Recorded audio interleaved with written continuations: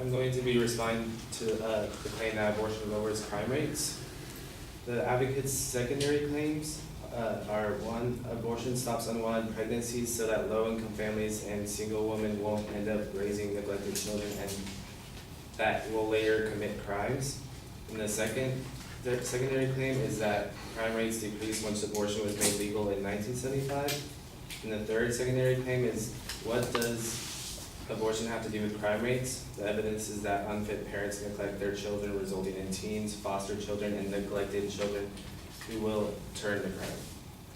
And my response to secondary claim 1 includes 2 evidence challenges, and 2 reasoning challenges, and 5 counter arguments, counterclaims. And my first evidence is that abortions are not the only way to stop pregnancy. Teens and young adults are being taught about ways to prevent pregnancy, and the Affordable Care Act finances many contraceptive methods, according to Obamacare facts. My second evidence challenge is that with new technology, young people's ability to find information enables them to become more knowledgeable and access other ways to stop unwanted pregnancies. Therefore, there are multiple ways to prevent pregnancy, including barrier methods like condoms. Pregnancy can also be prevented by not engaging in sexual intercourse. And my first reasoning challenge is that low-income families and single women do not always raise neglected children. Our society provides resources for single parents and low-income families to help them raise children so that these children will not be neglected and grow up to be criminals. According to Boys Town, which is an institution that supports children and families. School system, sports, and other opportunities also provide support for children. And my second reasoning challenge is that fathers have to provide child support according to Cornell law if they are court ordered. And so single women are not really alone in raising a child financially. My first counterclaim is that parenting skills and community support are more vital towards a child's outcome than single parent family structure. And my second counterclaim is that abortion is used by high and low income families alike. So unwanted pregnancies are not limited to low income and single parent families. And my third counterclaim is that low income families are not part of our social network, and most of these families are able to provide for their children. And the National Center for Children of Poverty, NCCP, reported that 40% of children in the U.S. are born into low-income families, and this is a result of family structure, educational levels, and immigration,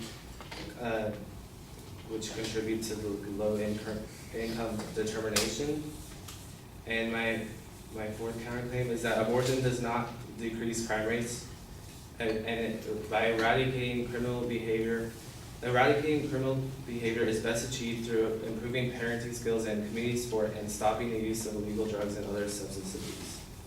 And my fifth counterclaim is that mental illness goes unrecognized and is not properly treated and has the highest incidence of mass casualty rates of crimes in our country. And so for my response to claim 2, I have 1 evidence challenge, 1 reasoning, and 1 counterclaim. And that claim is that crime rates changed once abortion became legal in 1975. Abortion was legalized in 1973, not 1975, as stated by the advocator, as a result of the Roe versus Wade decision. The date is significant because the advocator's premise would have resulted in lower crime rates when the aborted would-be criminals would have come of age, like around 15 years to adult. So crime rates did not appreciably decrease in the late 1980s when the abortion ruling effects on crime would have been apparent. A study of these crime rates by Donahue and Levitt found that the huge increase in violent crime peaked in 1991 and then began to slowly decline as a result of the crack epidemic, not the legalization of abortion. The study confirms that the crime rate rose and fell in geographic locations where crack cocaine was most easily available in large cities and among black males. My reasoning challenge is that, or claim 2, is that there is an oversimplification that abortion can decrease crimes. With lower income families and single parents having fewer children, even though California has the most children from low income families last year, the state does not have the highest crime rate, and the abortion of unwanted children is not the answer to solving criminal behavior, according to Blaine and Sauter. So my counterclaim for claim 2 is California is one of the states that has one of the highest U.S. rates for low-income families and the least number of limitations for abortions. However, California does not have the highest crime rate in the nation. Tennessee, Nevada, and Alaska, in that order, had the highest violent crime rates for the nation in 2013.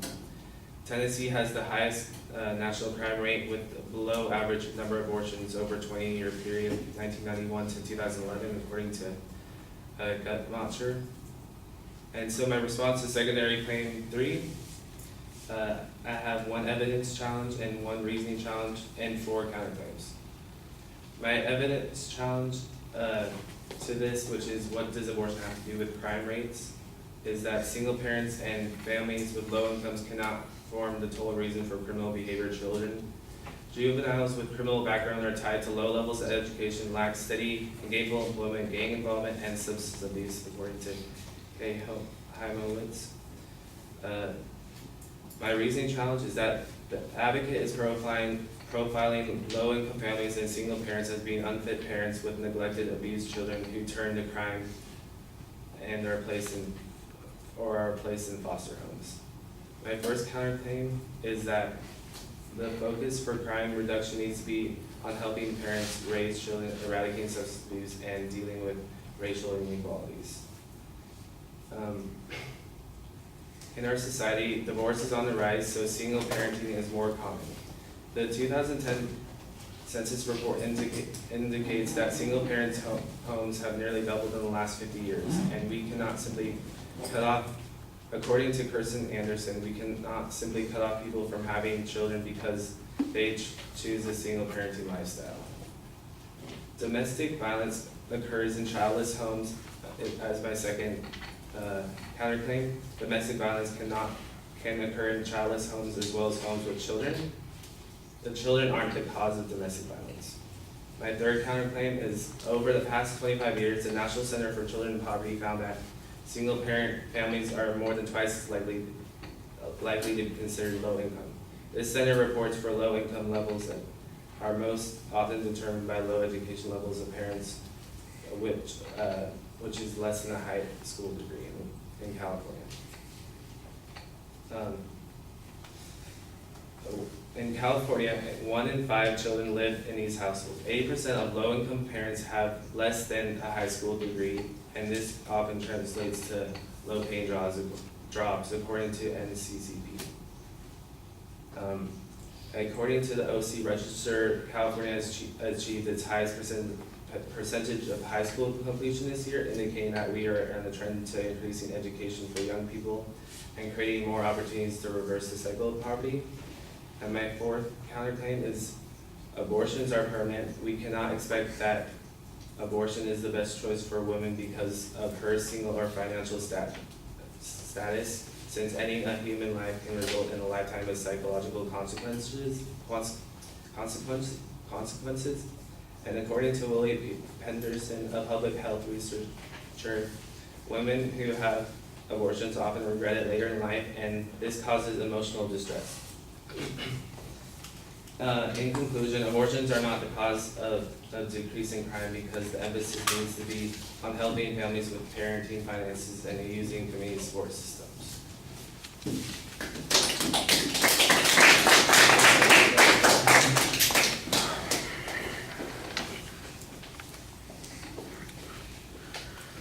All right, Daniel, you do a pretty good job of trying to clarify what the advocate's claims are and keep a focus on that, which I appreciate. I think that you overdo it on the labeling of your claims. I think I mentioned to people that it's probably impractical to tell us what kind of response you're giving, an evidence challenge, a reasoning challenge, a counterclaim every time.